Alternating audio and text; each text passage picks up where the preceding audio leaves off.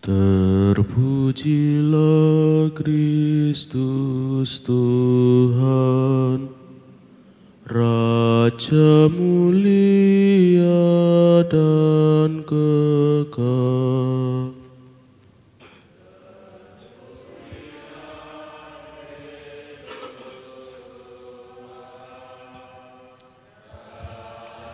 Mulia dan kekal.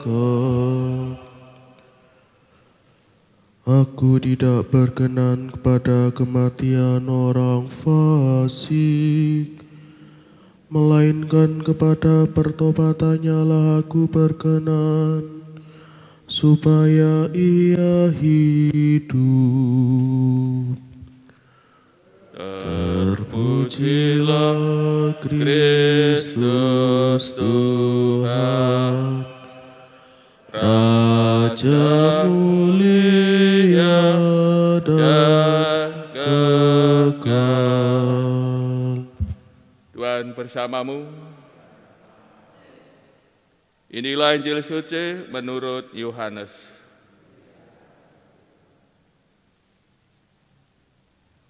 Sekali peristiwa Yesus pergi ke Bukit Zaitun, dan pagi-pagi benar ia berada lagi di bait Allah, dan seluruh rakyat datang kepadanya. Yesus duduk dan mengajar mereka. Maka ahli-ahli Taurat dan orang-orang Farisi membawa kepada Yesus seorang perempuan yang kedapatan berbuat zina. Mereka menempatkan perempuan itu di tengah-tengah, lalu berkata kepada Yesus, "Rabi, perempuan ini tertangkap basah ketika ia sedang berbuat zina. Musa dalam hukum Taurat memerintahkan kita untuk melempari dengan batu perempuan-perempuan yang demikian. Apakah pendapatmu tentang hal ini?" Mereka mengatakan hal itu untuk mencobai Yesus, supaya mereka memperoleh sesuatu untuk menyalahkannya. Tetapi Yesus membungkuk lalu menulis di tanah dengan jarinya.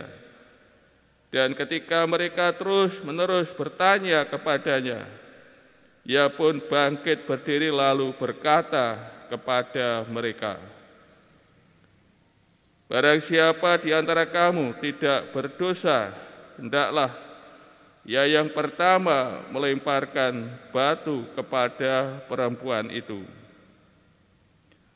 Lalu Yesus membungkuk pula dan menulis di tanah.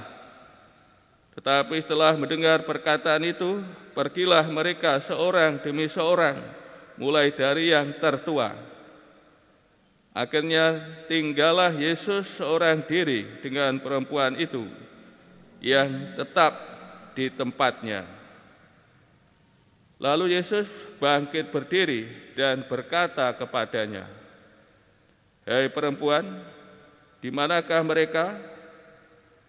Tidak adakah seorang yang menghukum engkau?"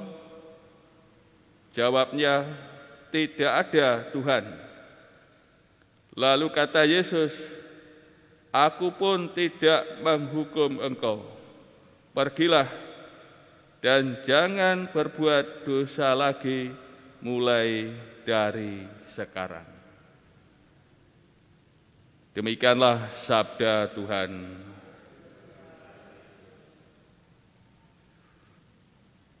Saudara-saudari yang terkasih, ketika Tuhan Yesus mengajar dalam bait Allah, ahli-ahli Taurat dan orang Farisi membawa seorang perempuan yang kedapatan berbuat zina, dan hukum Musa sudah jelas. Yang melakukan ini harus dihukum mati dengan dilempari dengan batu. Tentu ahli Taurat dan orang-orang Farisi sudah tahu akan hal ini. Namun mereka mempunyai niat jahat terhadap Tuhan Yesus. Mereka memanfaatkan perempuan ini sebagai alat untuk menjebak Tuhan Yesus.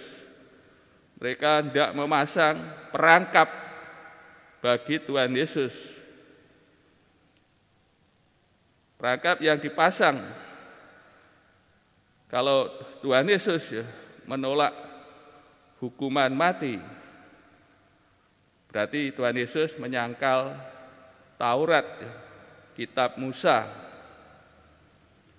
Kalau Tuhan Yesus mengiyakan hukuman mati, Tuhan Yesus akan berhadapan dengan penguasa Romawi, karena otoritas untuk menghukum mati seseorang ada di tangan orang-orang Romawi, penguasa Romawi.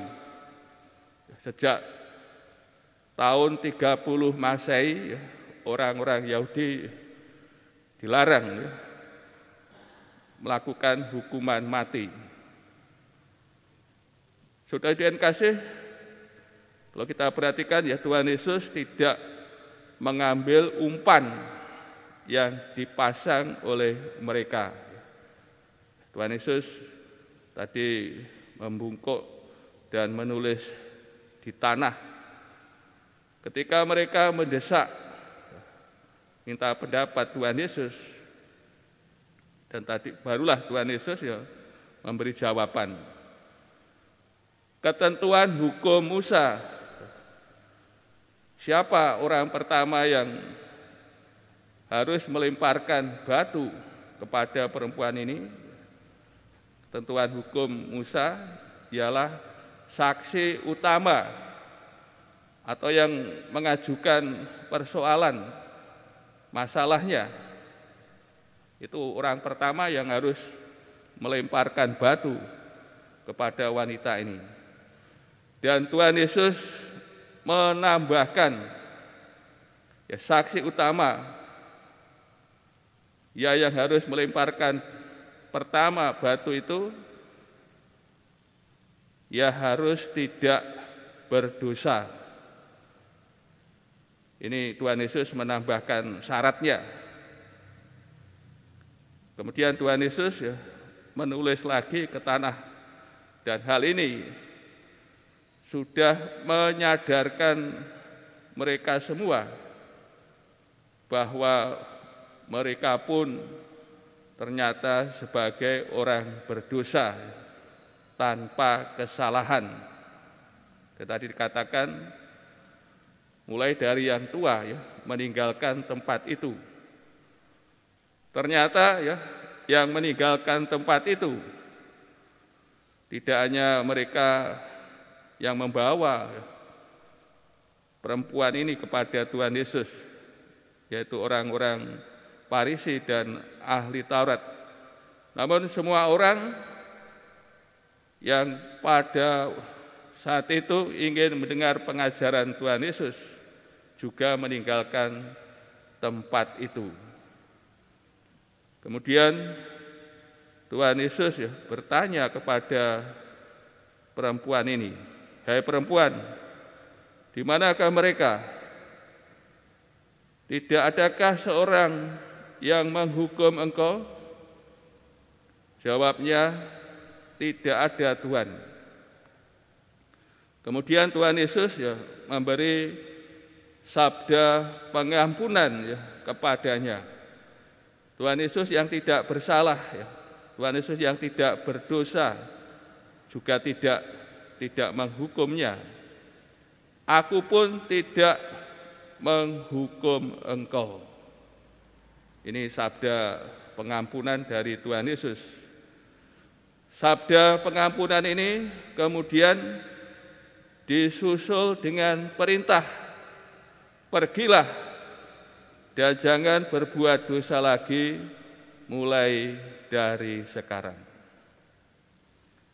Saudara hadirin kasih, melalui sabda Tuhan ini mengajak kita supaya kita tidak suka mempersalahkan orang lain, mengadili orang lain, menghukum orang lain. Kita diajak untuk lebih suka mengampuni sesama kita. Yang harus kita bangun dalam hidup kita, ya, sikap yang harus kita kembangkan ya dalam hidup kita ialah sikap berbelas kasih. Hendaknya kita mempunyai sikap belas kasih ya kepada sesama kita, terlebih mereka yang bersalah, yang berdosa, supaya kita pun juga menerima belas kasih dari Allah kita.